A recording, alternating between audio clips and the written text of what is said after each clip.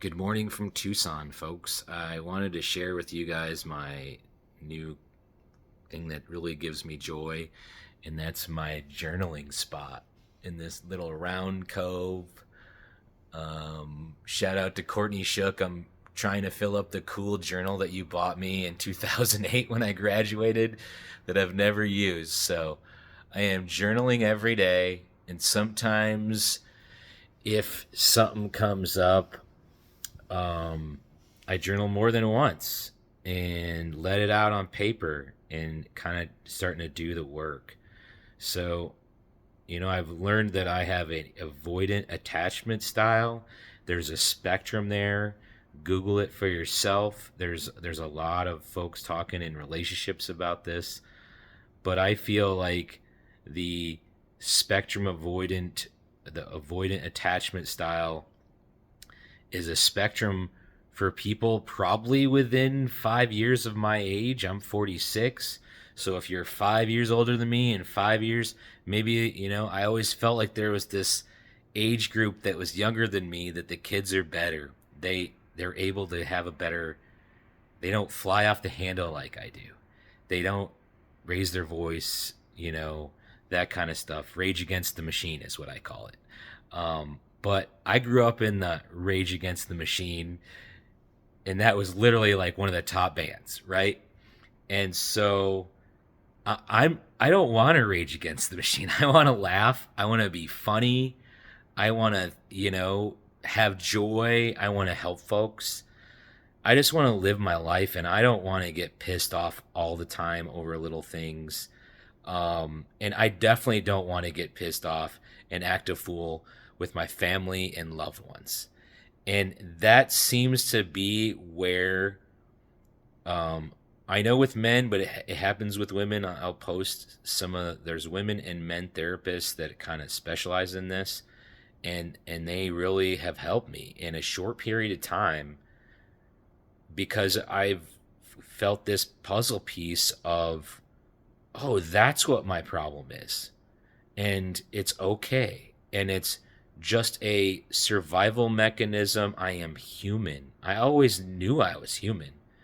But I feel like when talking about emotions or like understanding yours, I am a robot. So, avoidant attachment styles, Google it if you were a latchkey kid. If you were a single, you had a single parent, there's certain things that kind of correlate with it. But, if you're my age and above, that's just how life is. We had to work. Our parents had to work pretty hard. If you had hardworking parents that weren't around, look into avoidant attachment. We're not blaming other people for what's going on, but I can't imagine folks want to be so triggered. When I'm triggered, I don't feel very good about it.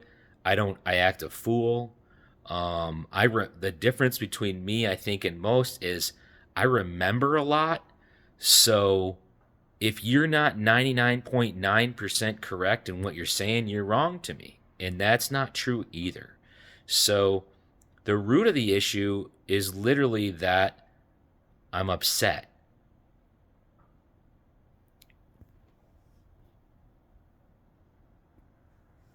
The root of the issue is that I'm upset, and I don't know why or what my emotions, or it's just anger and the way you've been coping with life your whole life that served you, and it doesn't anymore.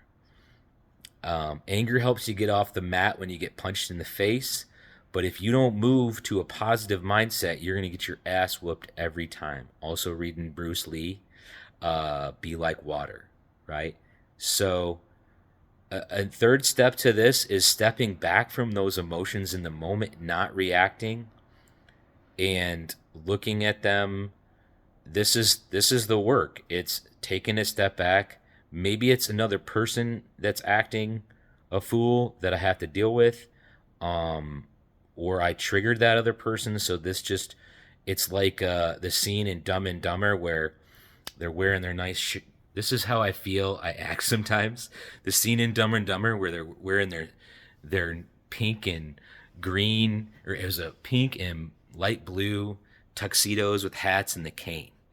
And the one guy whaps him really nicely on the side with the cane, and Harry Christmas whaps him back, and very very quickly it turns to this whack whack whack whack, and they're beating the hell out of each other. Okay, best friends are just beating the hell out of each other, right? So that is an analogy of probably what you've seen from Harley.